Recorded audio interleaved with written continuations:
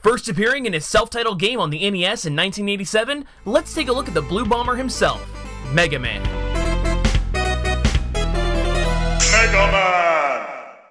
Fans were blown away when it was revealed that Mega Man would be a third-party fighter in the newest installment of Super Smash Bros., and it's quite obvious that Nintendo loves Mega Man to death because literally every single move he has is a reference to something in his classic games. And when I say moves, I don't just mean his attacks, oh no. Even his running, jumping, and dying animations all harken back to the good old days. Mega Man even handles similar to his classic titles, right down to the fact that his most basic attack in Smash Bros. Being his trademark Mega Buster. This makes Mega Man unique from any other character in Smash history in that his neutral attack is a projectile. The Mega Buster is an arm cannon that can fire compressed solar energy. You heard me right. Solar energy. Those are, in fact, not lemons. Starting in Mega Man 4, Mega Man was able to charge his blast into the amazing Charge Shot, and quite fittingly, his side smash is just that. Besides the Mega Buster, Mega Man also has one more classic move in his basic abilities. His down tilt is a slide that was first introduced in Mega Man 3. While the slide itself isn't usually an attack, I'm willing to wager that the power behind this technique is more so based on the charge kick from Mega Man 5, considering that not only does it deal damage, but Mega Man can't change directions when performing it. With all the basic stuff out of the way, this is actually a great segue into the meat of this analysis. Most of Mega Man's attacks are derived from the various Robot Masters. You see, what really makes Mega Man unique is that once he defeats his enemies, he assimilates their powers like the Borg from Star Trek. Almost every single one of Mega Man's moves in Smash Bros. Are based on these powers. Let's take a look. The most obvious Robot Master powers that Mega Man has in his arsenal are his special moves. Take a look at this one. Taken from Metal Man in Mega Man 2, Mega Man's neutral special is the Metal Blade. Fans will tell you, the Metal Blade is hands down one of the most popular powers in the entire Mega Man franchise, and it shows. This weapon uses up minimal amounts of weapon energy and can be fired in 8 different directions. In Smash Bros., Mega Man retains the ability of tossing the blade in all 8 directions, even if this animation for throwing the blade upwards makes absolutely no sense. The Metal Blade can be swapped out with Bomb Man's Hyper Bomb from the original Mega Man, where the bomb is thrown in an arc and it explodes upon impact. There's also Shadow Man's Shadow Blade from Mega Man 3. Like its metal counterpart, the Shadow Blade can also be thrown in all 8 directions, which is actually an upgrade from the original 5 directions that it gets in Mega Man 3. While it might be weaker than the Metal Blade, the Shuriken is also a boomerang! For some reason, but who's complaining, right? Moving right or left along, Mega Man's side special is Crash Man's Crash Bomber from Mega Man 2.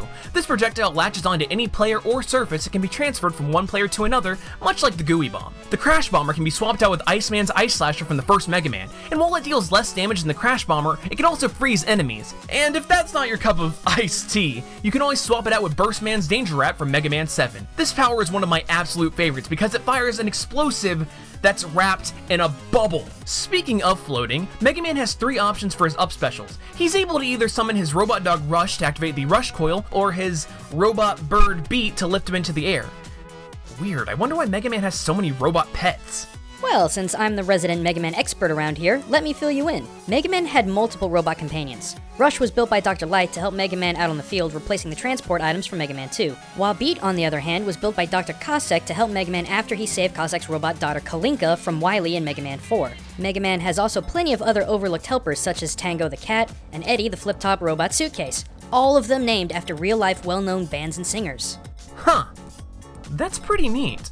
But then how do you explain the Tornado Hold option? I mean, is it based on some sort of flying goblin? Close. That move comes from Tengu Man in Mega Man 8. Tengus are half-bird swordsmen in Japanese folklore who often use Aralia leaves to create and control winds, so it makes perfect sense for his weapon to be the Tornado Generator.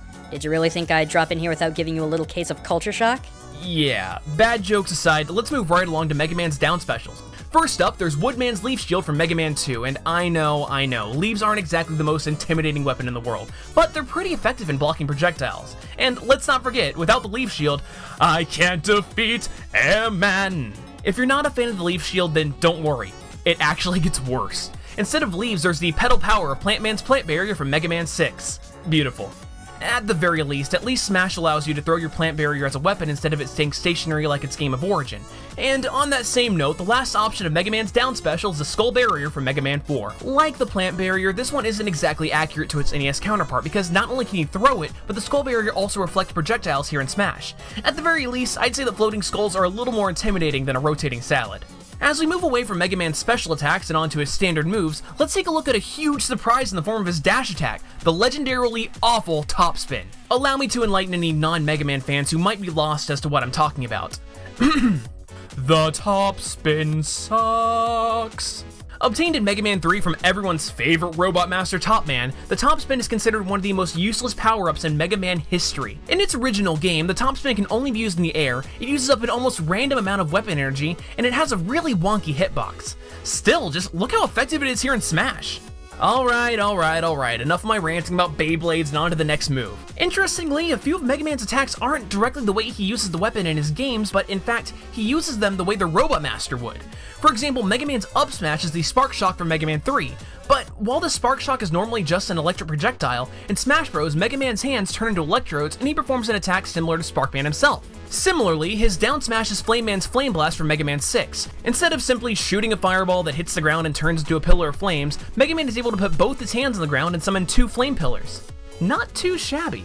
But let's crank up the heat a little more and talk about Mega Man's forward aerial, Sword Man's Flame Sword from Mega Man 8. This allows the Blue Bomber to perform a quick overhead slash with a sword made of solid fire. But if you can't stand the heat, you can always go for Mega Man's back aerial, Slash Man Slash Claw from Mega Man 7. Or you can be a little more down to earth with his down aerial, which is Hard Man's Hard Knuckle from Mega Man 3. Or if your head's up in the clouds, you can always try Mega Man's up aerial, Air Man's Air Shooter from Mega Man 2. This little tornado can be great for lifting opponents off the top of the screen with its many rapid hits. And last but certainly not the least of his countless Robot Master powers, Mega Man's 4 grabbing techniques are derived from Guts Man's Super Arm from the first Mega Man game, which allows you to pick up every enemy, including Bowser, with just one hand. But this ain't over yet, because Mega Man has a couple more moves to take inspiration from other titles. His up tilt is a jumping uppercut known as the Mega Upper. This move first appeared in the long-forgotten arcade game Mega Man 2 The Power Fighters, but it was popularized in Marvel vs. Capcom. And finally, we have our hero's fan service final smash in the form of the Mega Man Special, where Mega Man summons his various Mega Men of his different spin-off titles. There's Mega Man Volnut from Legends, Shooting Star Mega Man from Star Force,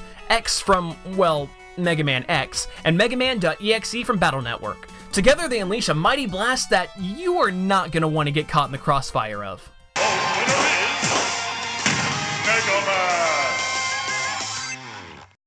That's all for now, but if you want more Mega Awesome, you can always go check out my unpopular Mega Man opinions. Or you can stick around here and check out Gaijin Goomba's video on why Mega Man 5 got banned. Still, don't forget to like, subscribe, and tell me which character you'd like to see analyzed next.